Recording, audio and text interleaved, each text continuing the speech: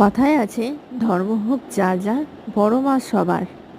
তাই এ মায়ের কাছে যা চাওয়া হয়, মা সেটা পূর্ণ করে থাকে। আর প্রত্যেক বছর সেই মনোকামনা পূর্ণ হওয়ার পরপরই মার যখন পুজো হয়, ভক্তদের সমাগম ওখানে উপচে পড়ে। আগের দিন থেকে দণ্ডি কাটার লাইন পড়ে যায়, পুজো দেওয়ার লাইন অনেক। আর এখন তো তাই প্রত্যেক বছর যে মায়ের কাছে যারা যারা প্রার্থনা নিয়ে যায়, মা তাদেরকে খালি হাতে কখনো ফেরায় না।